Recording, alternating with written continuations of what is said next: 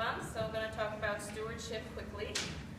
As the Stewardship Committee continues to share the good news of Jesus through our mission statement, I have chosen to speak briefly about the words welcome and invite. Did you know that the word welcome means to accept one's presence with pleasure? Did you know that the word invite means to request the presence or participation? Our mission statement states that we invite and welcome you to share. Wow. In other words, we here at St. Paul's not only request your presence and participation, but accept your presence here today with pleasure. I like the way that sounds. Inviting is an active word. Welcome is a passive word. One must do the inviting in order for the other person to come to church and then be welcomed. Here at St. Paul's, we do the inviting by talking to others about the ministries and worship services we offer. We reach out to our community through our website with spaghetti dinners, the food pantry, social media, ads in the newspaper, and by word of mouth and talking to our neighbors, co-workers, and relatives.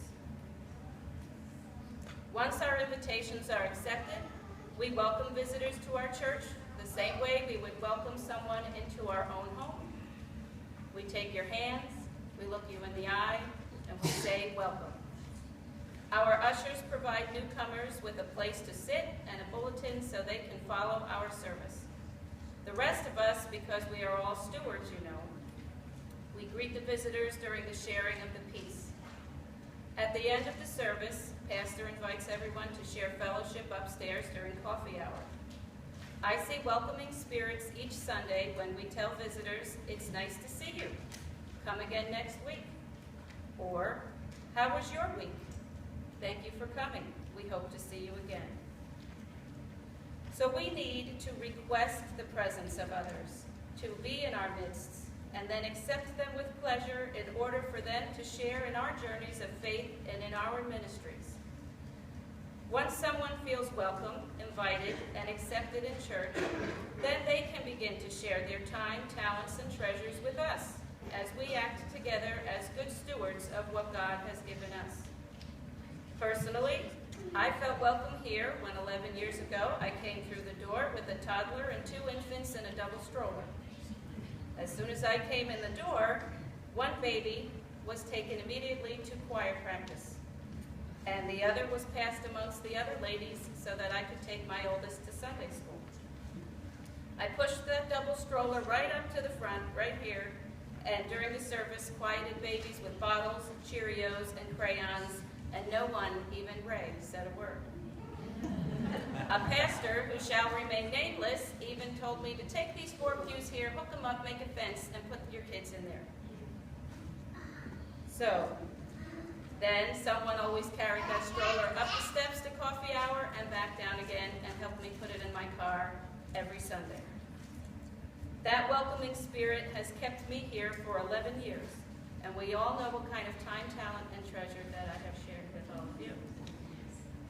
So, I am thankful to God to call St. Paul's my church home, and in my gratitude, I can only hope by inviting and welcoming others that we can show others that this is a good place to be. Now this morning when I gave this talk, there were no visitors, but we have a lot of visitors today. So I would like to conclude by talking briefly to all of you.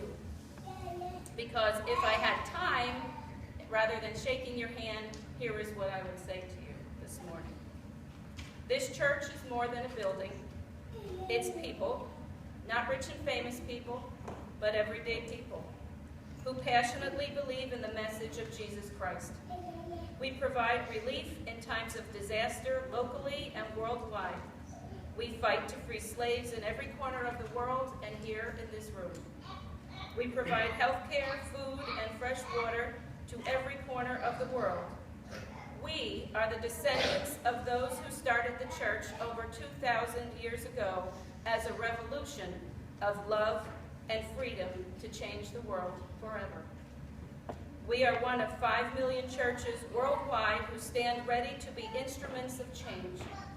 We recognize the impact Jesus Christ had on the world and that we continue to need his message today. Welcome to church. Amen.